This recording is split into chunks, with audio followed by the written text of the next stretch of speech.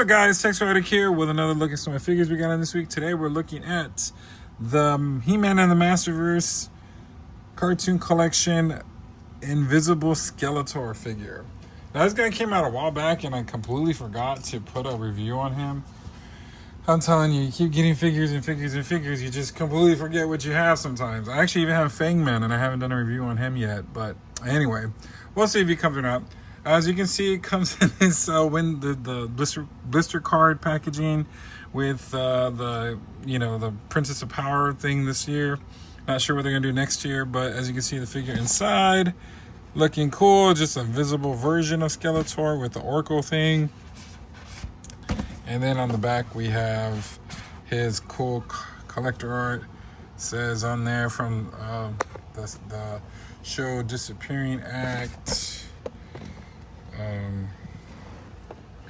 So yeah, as you can see, and then here you can basically, they includes the invisibility helmet and includes Oracle's cloak, and then he came with the Buzz Off and Frosted. And like I said, I did get him, but I totally forgot about him. So let's go get him out of the packaging and get a closer look at the Invisible Skeletor from the cartoon collection from Masters Universe. All right, here's Invisible Skeletor out of the packaging, looking super cool but yet weird. I always love the translucent figures and all that stuff, and I think they're really cool because you can see, I guess insides of everything, insides of the figure itself. But there's something strange about this one. And it's when I took the cloak off from Oracle, as you can see, his head has that big old gap, which is very unfortunate. I think I get what they're trying to do, but how many of you are going to display it like that? You know what I'm trying to say? So that is a little disappointing, but let's look at his face sculpt. Looks really cool. I like that transition look. I mean, that looks great. I think it just looks beautiful. It's just, this is annoying. Like, look at that big old gap between his head and the neck. It just looks weird to me, doesn't it? Doesn't it look to you? Got that translucent purple and then the blue. I mean, I love, like I said, I like the way this looks. It looks really nice. You can see kind of the insides of the figure, and I mean, it looks really good. I just don't like that. I feel like I didn't want him, I don't want to pose him with the cloak of Oracle. I wanted him to have, maybe they should have done something else. Maybe have another piece to cover that, but yeah, interesting. But yeah, I mean, like I said, the colors are nice. It looks really, really nice, and it looks, I do like the way it looks. Like, the color's beautiful, but that is weird for me. So, all right, let's go look at the accessories. Of course, the cloak. And like I said, if you put the cloak back on him, it doesn't look weird. See? Obviously, because you got that cloak. But since they put that cloak on, I think that it kind of, you can't really take it off now because it won't look right. I mean, what did he do with the box? I mean, as you can see, he's wearing, he didn't have a cloak. So I think, in my opinion, they should have just left it regular how he normally is. I don't have him with me, but they could have done the cloak where it's kind of like a piece where you connect it and just go around the body, I guess. Because, I mean, like I said, who's going to really use that? I mean, I'm not. Then he comes with this helmet that you put on top of his head to make him clone. But, of course, that does not go in place. Like, it doesn't even stay on his head. There you guys. That's weird. Like, it doesn't even stick on his head. So, oh, my goodness. Then he comes with another face mask or face plate, so I guess you can. Oh, this is weird. And I like that. That's really cool.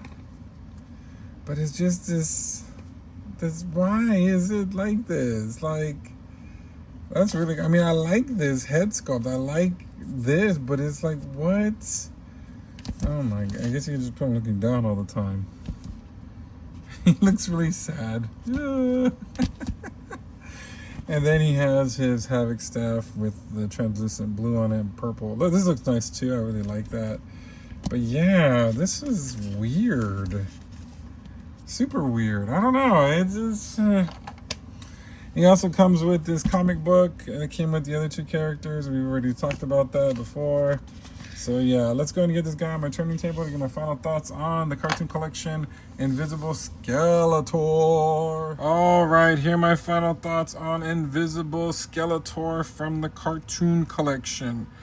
All right, so I have to admit, like, I do like this figure a lot. Meaning the body translucent, this beautiful color. Like I said, it's just gorgeous the way it's coming out.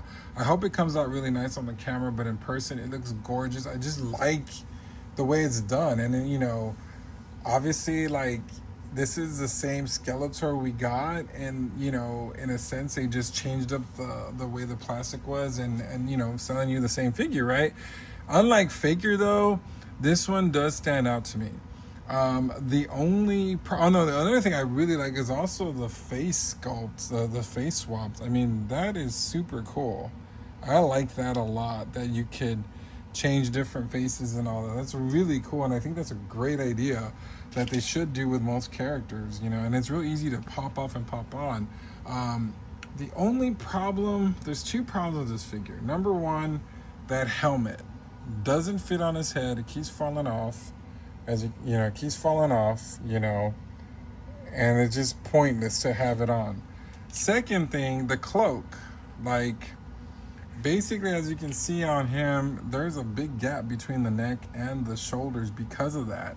It's kind of like you cannot see it. Like you just cannot. Your eye, it's unseenable. You just see it and you can't change it anymore. And to me, it just kind of sucks, you know, because this one is a fun character. I actually really like this figure.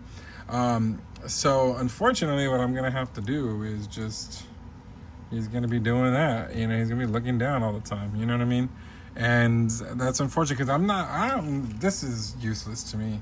Like, I get it, you know, for the cartoon, I guess, but they could have just done the helmet and just called it a day, I think, in my opinion.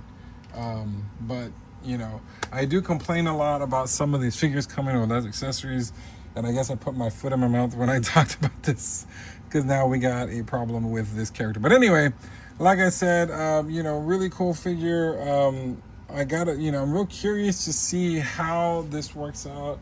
I know the last wave has been put on pre-order, Whiplash, Bow, and Shadow Weaver. So I don't know if that's it for the year. I haven't seen anything else. So let's see when San Diego Comic-Con comes around and see what they have in store. I hear it's the 2000X figures, which is fine. I'll take a break because this is getting out of hand. I'm serious. Like, there's just so many figures. It's so sad. I review these and I just put them in the bin until I can get more room. But yeah. All right, so please let me know what you think in the comments. Please like, share. You know, we're on the road to San Diego Comic-Con, so I really I don't think it's gonna happen where I'm gonna be able to do a live feed at the show. So, but I will still post videos up.